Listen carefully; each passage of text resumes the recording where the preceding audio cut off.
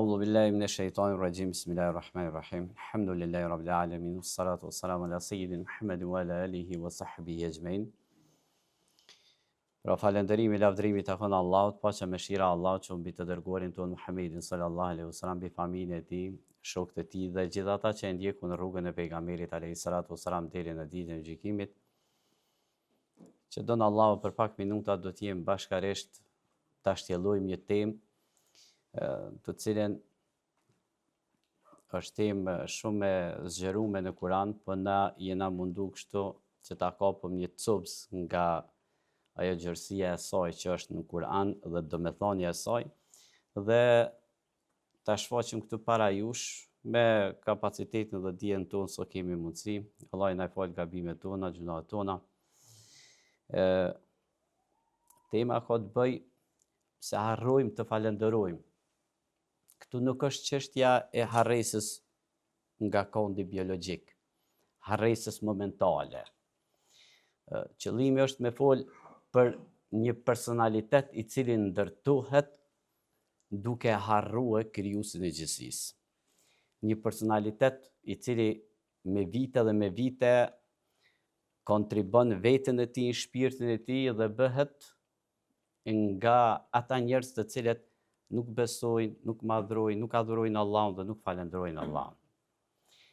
Pra, Allah në Kur'an thot: وَلَا تَكُونُوا كَالَّذِينَ نَسُوا اللَّهَ فَأَنسَاهُمْ أَنفُسَهُمْ. Ja u tërheq vërejtjen besimtarve që të kenë shumë kujdes, të mos bëhen sikur ata të cilët e harrojnë Allahun, e Allahu i bën që ata të harrojnë veten e tyre. Pra, Allahu po na flet për çit personalitet. Nuk po flet për harresat momentale. Sepse për këto sheriati islam ka parapor rregulla. Njeriu harron diçka nga namazi, harron diçka nga agjerimi, harron nga dispozitat fetare diçka, dhe Allahu ka parapor rregullimin e saj. Dhe është një lutje atje ku e kënojmë në Kur'an: Rabbena la tu'akhidhna in nasina aw akhta'na. Zot, pra mos na e merr për gabim, për gjuna, kur na harrojmë dhe bëjmë gabime pra pa vedije. Po ndërtimi i personalitetit duke harruar Allahun është problem i madh. Dhe na do të mundohemi me shpalos pra disa pika të cilat e bin njeriu në gjendje deri në nivelin në të cilin ai nuk është gjendje më të falenderojë Zotin.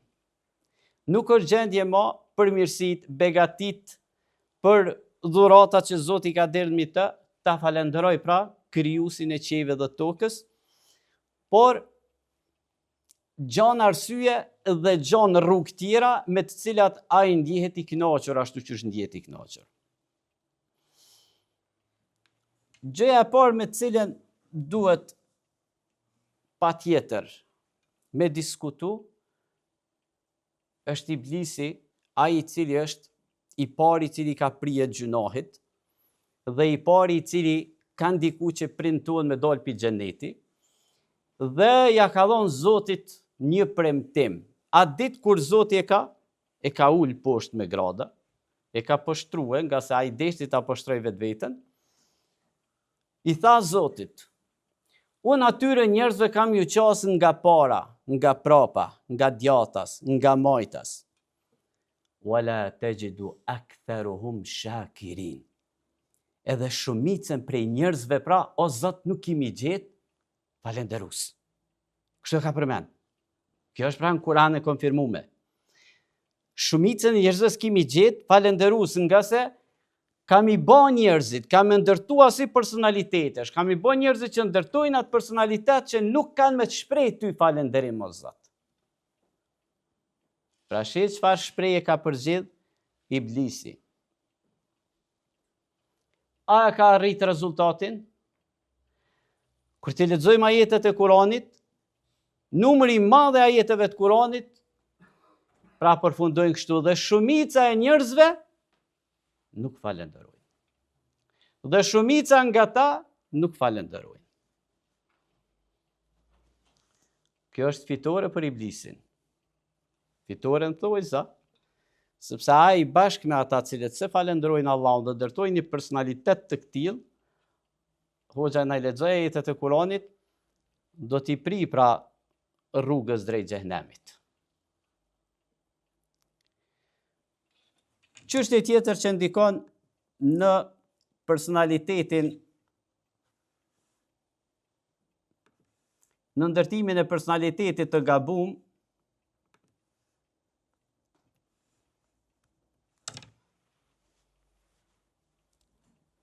që njeriu pastaj bëhet jo falendërues, nuk ka dyshim se është gjendja e gafletit. Allahu e thotë në Kur'an: "Iqtaraba lin-nasi hisabuhum wa hum fi ghaflatihim mu'ridun." Njerëzve është ofruar llogaritë dhënia, ndërsa ata janë në gaflet. Është gjendja e rëndë gafleti. Gjendja e gafletit është që njeriu ka sy për nuk sheh, ka vesh për nuk dëgjon, ka mendje, ka zemër për nuk kupton.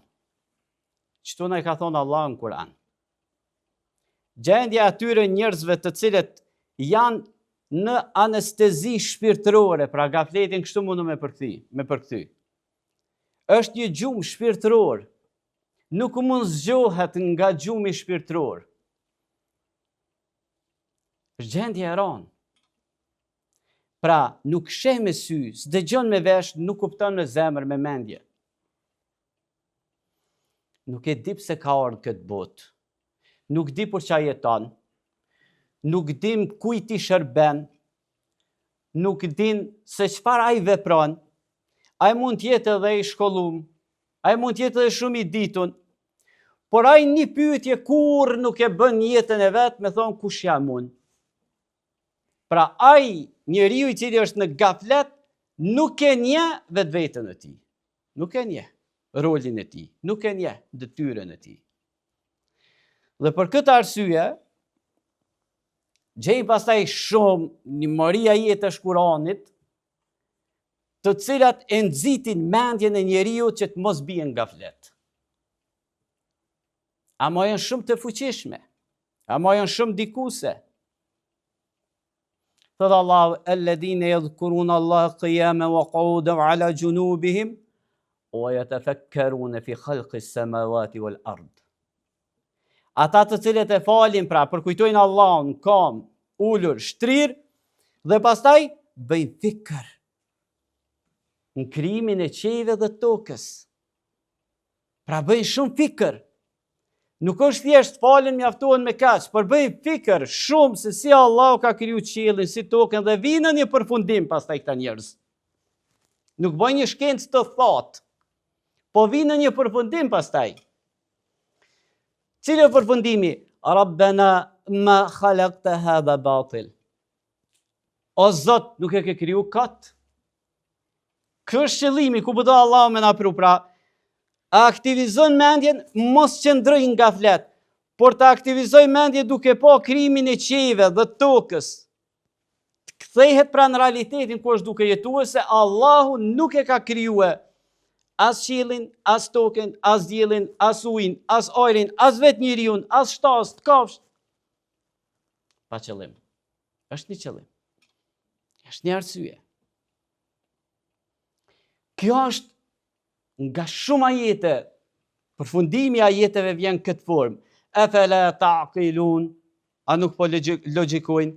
Afala tubsirun, a nuk po shohin? Wa fi anfusikum afala wa fi anfusihim afala tubsirun, edhe në veten e tyre, a nuk janë tu po?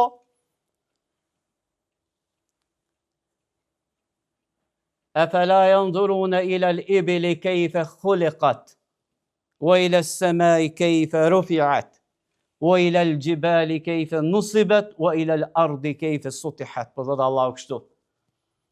A nuk janë duke veshtru thellë, pra, jo vetëm me pa, po thellë, a nuk janë duke veshtru ato devet si i kemi kriju, atë qiellin si i kemi ngrit, atë tokën si i kemi shtri para tyre, ato kodrat si i kena vendos. Nuk don Allahu me lënë mendjen e njeriut që të bie të fillej nga flet. Duhet me aktivizu mendjen.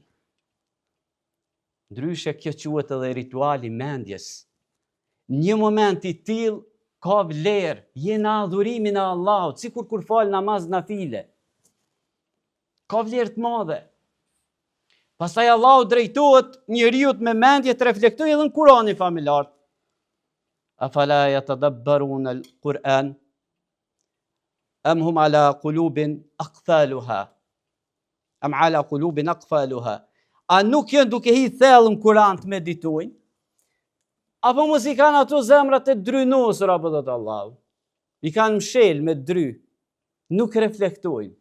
Nuk kanë ndjenja në to. Pra krejt këto dhe shumë ajetet Kur'anit, qëllimin e kanë që o njerëz, Zoti ju ka kriju për një qëllim, ja ka dhënë një mendje, ka dhënë një hapësirë të mendumit, mendoni, mos e mbyllni trunin, mos e mshilni të mendumit, mos e lidhni jetën e juve pra vetëm aty te puna juve, të ndërtimi juve, të shtimi juve. Kjo është më e gjerë, pra ajo për cilën Zoti ka prunë këtë dunjë është diçka më e gjerë, është diçka më e madhe, është diçka më me vlerë. Pra personaliteti kur ndërtohet me gaflet, njeriu nuk mund thot Zotit elhamdulillah pastaj se gafleti nuk e laj, s'mendo fare për të mirat që i ka. Nuk di të mendoj për të mirat që i shijan. Një gjë tjetër që është shumë dikuse për me ndërtu një personalitet që nuk e falenderon Allahun, është me bo mos mi adit renin pasunis. Me bo me desht pasunin më shumë se që duhet. E para, a duhet me desht pasunin? Kurani na thot që duhet me desht. Lan tanalu al-birra hatta tunfiqu ma tuhibbun. S'keni me mujt me arrit lezetin e të mirës, kënaqësinë e të mirës, për pa e dhënë atë që e doni më shumti. Atë që e doni ju, atë që e keni në zemër ju, s'ka pikë dyshimi, pasuria është në zemër. Është e gabumaja fjala pasuria është vetë gjep mos në zemër, jo, pasuria duhet me konë zemër. Ama është në periferi në zemrës, jo në qendër. Jo në qendër. Allahu nuk kritikon pse e do pasurin. Allahu kritikon kur e do shumë pasurin dhe ja lkun venin dhe pastaj e merr pasurin atje ku është në periferi e vendos në qendër të zemrës, atëherë gabim. E ke prish balansin. Allahu pe thot në Kur'an, në qoftë se prindrit e ju, djemtë e ju, vëllezërit e ju, bashortet e juve, farefisi ju, pasuria që ne keni grumbullue, puna ju, biznesi ju, pra tregtia që e bëni, shtëpit ku banoni, janë më të dashura se Allahu, pejgamberi i tij dhe përpjekja për të ngjitë Allahu, fatarabbasu hatta yati Allahu bi amri. Pritni derisa t'ju vijë Zoti me çka? Me një urdhën ti. Me ja u prish punt. Me ju bo pastaj, kur pasunia duhet më shumë se farefisnia, prishet shoqënia. Kur pasuria pastaj duhet më shumë se familja, ftofen raportet familjare, prishet familja. Po kur gjitha këto duhen më shumë se Allahu, se besimi në Allahun, në pejgamberin dhe në rrugën që na çon te Allahu, përpjekja që na çon te Allahu, atëherë prapë thot Allahu, pritni derisa të vi me një ndëshkim. Allahu na fal. Pra duhet me kriju një balans dhe me dasht pasurin dhe me jalon venin ku e ka aty.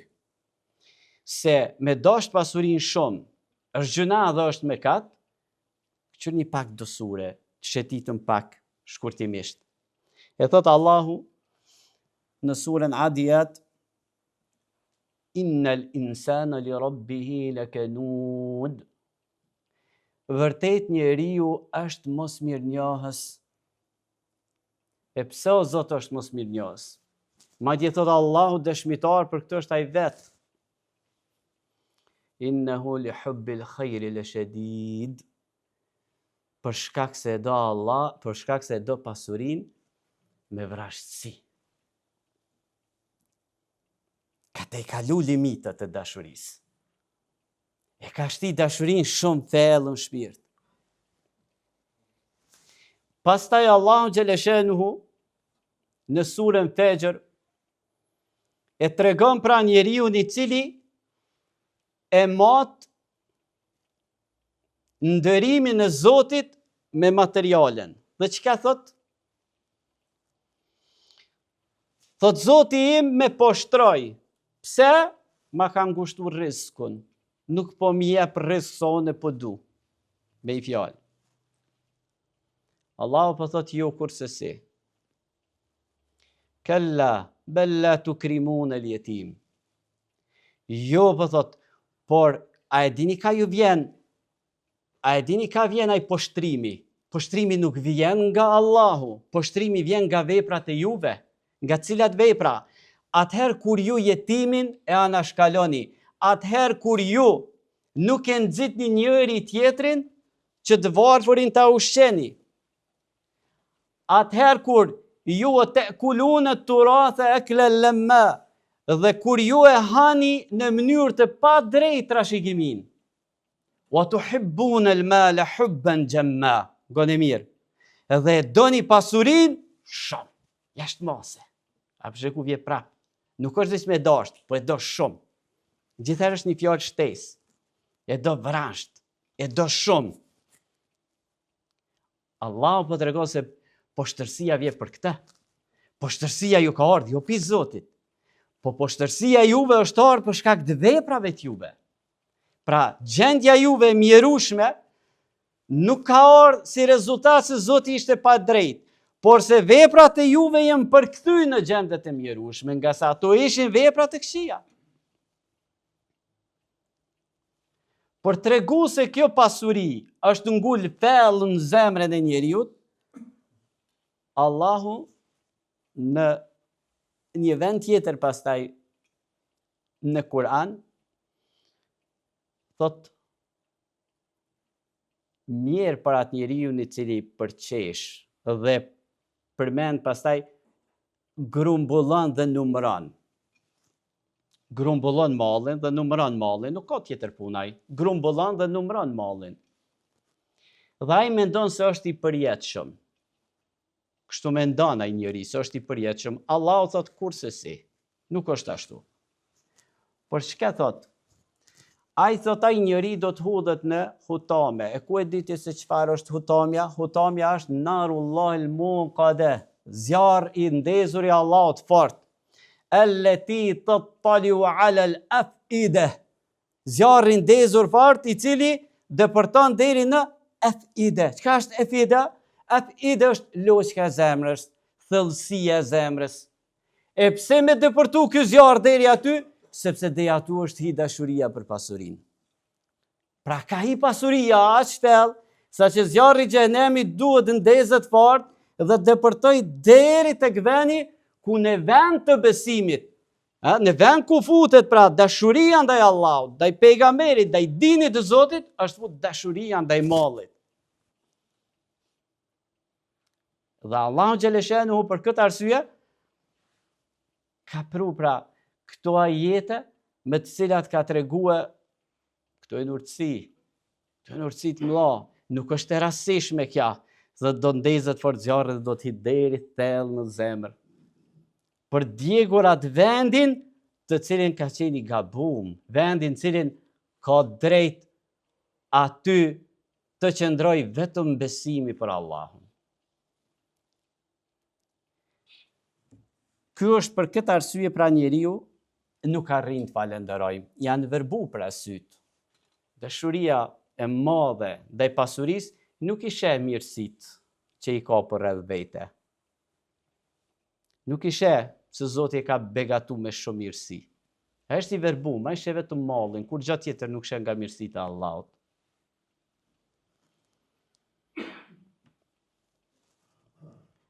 Një vend tjetër për këtë personalitetin, pse pra harrojmë të falenderojmë, është një ajet tjetër i Kur'anit thot kalla innal insana la yatgha ar-ra'ahu istaghna.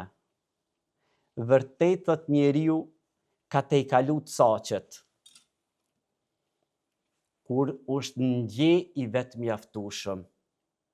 A e dini që njeri nga njëherë, ndjet i vetë mjaftueshëm, s'ka nevojë për Zotin, thot?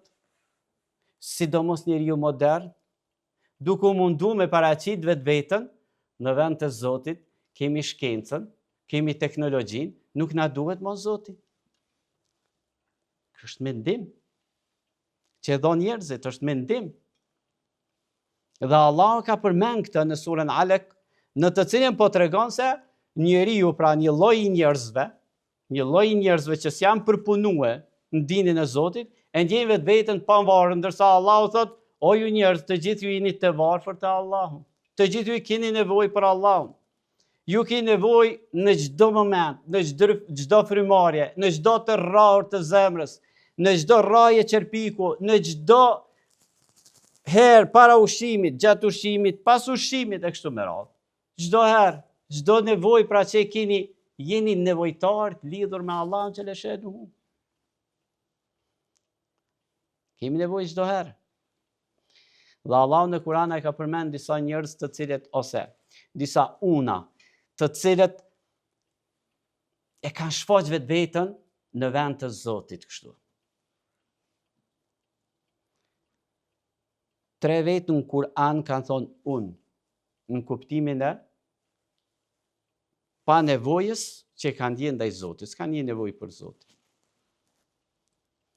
Allah na ka përmend Iblisin. Iblisi tha, unë e khajr minhu. Unë e jam më i mirë se ky për Ademin a.s. E tha me një mburje unë. Allahu e poshtroi. Faraoni tha, ana rabbukumul a'la. Unë jam, tha, Zoti më i madh. Allahu e poshtroi. A njeriu kopshteve atje, ku Allah ka përshkrue, çfarë tha? Unë, tha, kam më shumë se ti. Unë, tha, kam më shumë se ti. Allah e poshtroi. O vllazni, na në përgjithësi na nuk e njohim vetveten. Për me njoh vetveten duhet mos provu me gjithçka. Është vështirë me njoh vetveten. A thue, kush i ka bë këta njerëz mund jetë pa nevojshëm për Zotin? Kur të provoni me pas shumë kapital, kur të provoni me pas shumë pushtet, kur provoni me pas shumë respekt dhe shumë shoqni, shumë let njeriu del dhe thot, unë s'kam nevojë për Zotin. Shumë e lehtë është me dalë. Dhe për këtë arsye Allahu na ka pru një shembull, Hazreti Sulejmanin, që nesër ditën e gjykimit askush mos gjen arsye nga të pasurit, nga të pushtetshmit, nga të fuqishmit që më thon se o Zot, unë isha i zon apo unë nuk kam pas mendje, s'kam pas kohë të mendoj për ty. Isha shumë i zon me gjërat e dynjas. A ka më i fuqishëm se Hazreti Sulejmani në ushtrisë? Ka pas. A ka njëri më i mençur çështjen që Allahu e ka përmendur në Kur'an? Nuk ka pas për kohën e tij. A ka njëri që i ka dhënë Zoti më shumë nga të mirat e dynjas? Nuk ka njëri sa i ka dhënë Hazreti Sulejmanit. Ushtrinë e njerëzve, ushtrinë e gjinëve, ushtrinë e kafshëve. Kishte pra çdo gjë kishte. Dhe me një rast, kur Sulejmani a.s.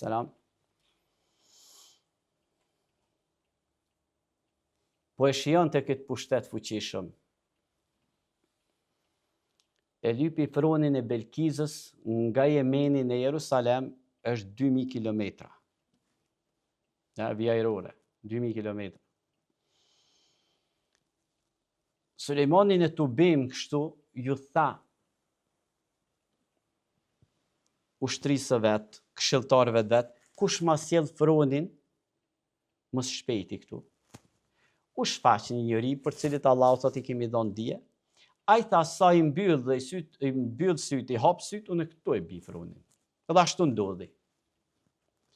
Pra, sa i qel dhe i mshel syt, froni Hazreti Sulejmanit përpara.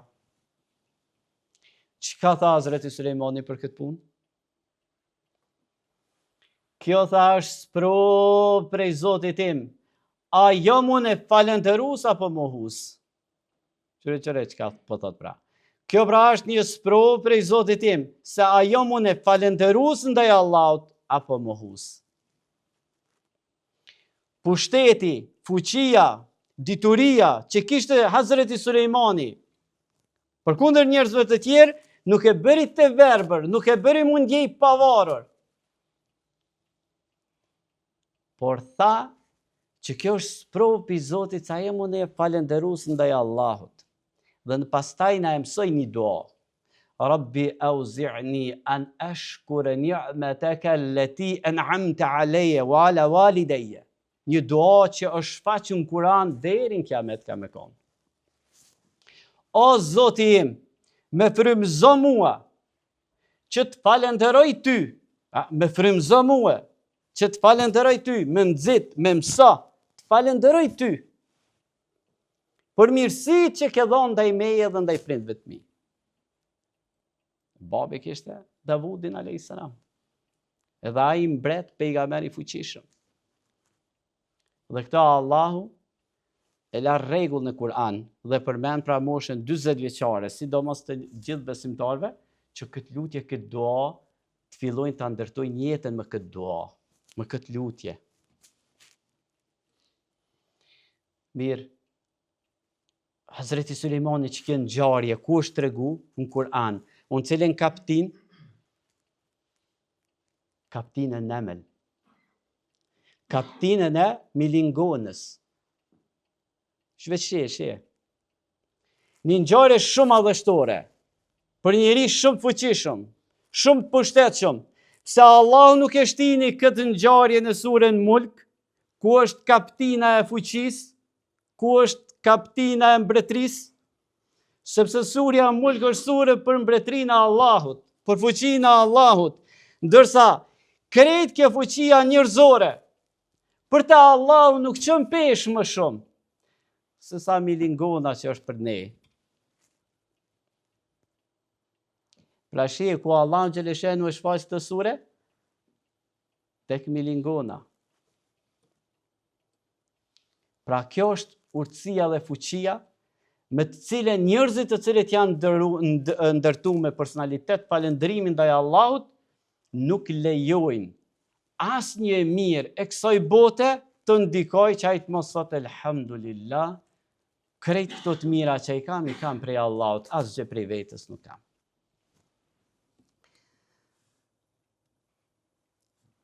Një shembull praktik nga Kurani, si bej Sebe, quhet një kaptin atje në Kur'an. Këtu i keni dy foto, këtu janë me ChatGPT të bane, po që realisht Allah e ka përshkruar shumë bukur, që këtyre njerëzve ju ka dhënë diçka shumë të bukur këtë dunja. Këtë murin e prishur, gërmadhat e tyve dhe sot më një mi pa, mi gjetë në rrethinat e Maribit në Yemen, një qytet i cili ma ka met kur ma nuk ka mujt me marrë vetë vetën kam. Për 800 ose 900 vjetë ka qenë një qendër shumë e fuqishme tregtare dhe ka pas shumë mirësi dhe shumë begati që Zoti i ka dhënë, dhe përshkruan 2 kopshte nga majta dhe nga djatha dhe mes tyre një lum, e cila kishte një digë dhe ata u jitnin kopshtet dhe merrnin fruta nga më të mirat. Dhe Allahu çka ju tha atyre njerëzve? Washkuru min rizqi rabbikum wa kulu min rizqi rabbikum washkuru leh. Hani nga ushqimet, furnizimet e Zotit dhe falenderoni Allahun. Beldetun tayyibetun o rabbun gafur. Akoma mirë. Akoma mirë. E keni kopshtin, nga e djatha, nga e majta, po hani ushqimin nga më të mirat, nga ujin të cilin e keni në mes, hani nga mirësitë e Zotit, toke bereqetshme, Zot që t'i falë gjënohet, akoma mirë. Amo, falenderon në Zotin. S'po lypë Allahu më shumë, falenderon në Zotin. Zgjati sa zgjati ke mirësi dhe ata refuzun, bënën kufër njëme. E refuzun mirësin se ju ka ardhur mirat prej Allahut. dhe u zhytën e mëkate dhe gjunaje dhe nuk e pa si mirësi këtë punë. Allahu po thot e çum Seilul Arim, u shkatru diga. U shkatru diga dhe u prishën kopshtet dhe aty 2 kopshtet e mira u shëndru në kopshte të cilat epin frutat e jeta. Kur mo vllaznin kam se që a dini kur ka ndodhur që kjo? Kjo ka ndodhur diku në shekullin 5. Kur mon kam, ky popull nuk ka mujt më qu. Këta e bë musliman, ta elhamdullah janë uzutash, jenë drejtu për fuqin që e kanë pas, kur mos kanë mujt me marr. Asnjëherë. Ndëshkimi i Allahut kur vjen, ka duru Allahu për 700-800 vjetë se kanë pas fuqin, qysh atëherë prej kohës së Sulejmanit. Pra Belkiza që ishte në pushtet, e kishin fuqin, pra që ajo mbretëri është, e cila u trashëgimie, mas trashëgimie, shkoj deri kur shkoj, dhe kur e harrun Allahu, dhe nuk e falenderun Allahun, Allahu këtë e shëndroi në gërmadh. Dhe aty sot ka thera dhe kaqa me një fjalë.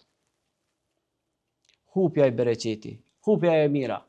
Pastaj është kohë gatë për me mujt me u rikopëru e pra ajo, e cila është basi domja personalitetit gabum mos falenderim ndaj Allahut.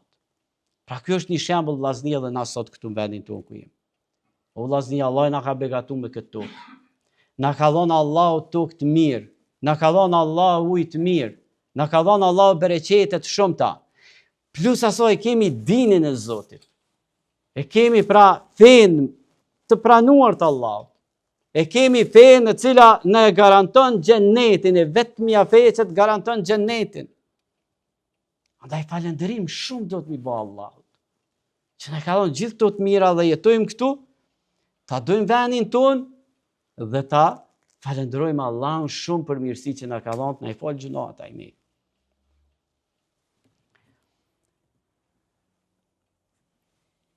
Me falenderu Allahun, çka fiton? E para, fiton një siguri. Allahun xhaleshenu thot në Kur'an: Ma yaf'al Allahu bi'adabikum in shakartum wa amantum. Çka ka Allahu më ju dënu juve nëse ju falenderoni Allahun dhe besoni atë?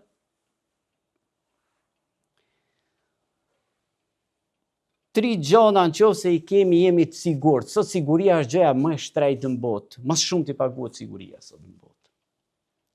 Allahu po thot 3 gjona me i pas, je i sigurt. Me i kërku falje Allahut, me bëj istikfar, me falenderu Allahun dhe me urnu për punë të mira dhe me ndalu nga të keqet, nga e keqja është garant se Allahun nuk ndeshkon atë popull. Pra, çdo sene ti mojmë gjallë. Me urnu për punë të mira dhe me ndalu nga e keqja, nuk është shumë e vështirë. Me falenderu Allahun, s'është shumë e vështirë. Me kërku falje Allahut për të metat, gabimet, gjunat, nuk është shumë e vështirë. Allah na fal. Allah është falës. Edhe që ky është kapitulli i fundit për përmbyllim, e kemi namazin, vepra më e mirë që falenderon Allahun njeriu me tërësinë e tij. Nuk ka vepër më e mirë se sa namazi që i shpreh falenderim Allahut. Ka thonë pejgamberi alayhis salatu wassalam kur i tha Hazreti Aisha: o i dërgumi Allahut, si tu kanë bë komt, tu kanë aj komt, tu kanë gris komt, tu kanë qok komt, tu nejtë shumë natën, shumë po rri namaz natën, shumë po qëndro namaz, nga dhimbte e kishte Hazreti Aisha. Çka tha pejgamberi alayhis salam? Përderisa rabi thot Hazreti Aisha, ty të ka falë Allahut, të ka mëshiru Allah, ti je ngradë nol. Pejgamberi Zotit, kush është sikur ti? Ela yakunu abdan shukura. Çka po thot pra pejgamberi alayhis salam? Atë mos jemi në rob falenderus. Ka dhënë Allahu gjithë të mira, me çka ta falenderoj Allahun? Po me çka më mirë se me namaz? Çka më mirë se me namaz e falendron Allahun. Kur zemra qad aflaha al-mu'minun alladhina fi salatihim khashi'un, kanë shpëtu besimtarët të cilët në namazin e tyre e kanë shti zemrën, khashje. Kanë frikë respektin, pra e ka shti zemrën. Pra namazi bëhet me zemër. Bëhet me trup. Kur erdhi një dhe u fal, shpejt e shpejt para pejgamberit, çka i tha pejgamberi Zotit? Ktheu tha nuk u fale. Një herë, 2 herë, 3 herë. Tha i dërguari i Allahut, unë zi si të falem ndryshe. Çish është namazi ndryshe? Nuk di si të falem.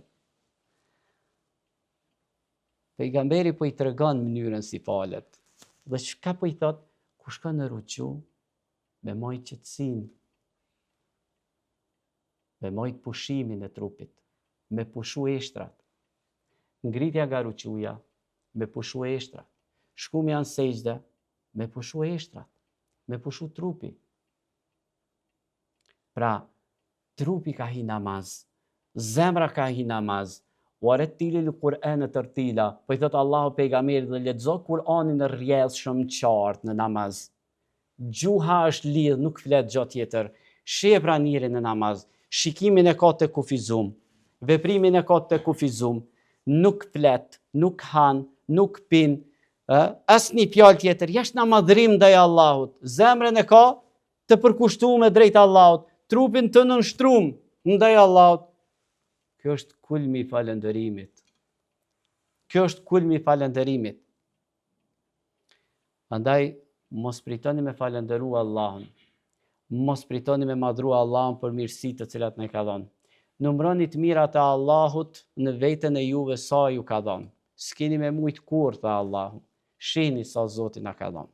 Shihni pra shëndetin, shihni shikimin, shihni dëgjimin, shihni rrezikun, shihni familjen, shihni çdo gjë, po mbi gjitha ta ka dhënë qelsin e xhenetit, ta ka dhënë udhëzimin, ta ka dhënë fjalën la ilaha illallah, pa të cilën nuk qelet dera xhenetit. Pra, ta ka garantu xhenetin. Premtimet e Allahut janë hak. Allahu nuk i them premtimet e tij. Andaj as na mos i them premtimin ndaj Allahut që ja kemi dhënë besën se nuk adhurojmë zot tjetër jashtë na Allahut, dhe se nuk do të dalim nga rruga jote o Zot. Allah na mundësoj të qëndrojmë në Islam, të qëndrojmë në falënderim, të qëndrojmë në kërkim falje, të qëndrojmë pra në rrugën e Zotit deri në momentet e fundit që dalim nga kjo botë. Allah ju shpërblet juve dhe neve me xhenetin Firdaus.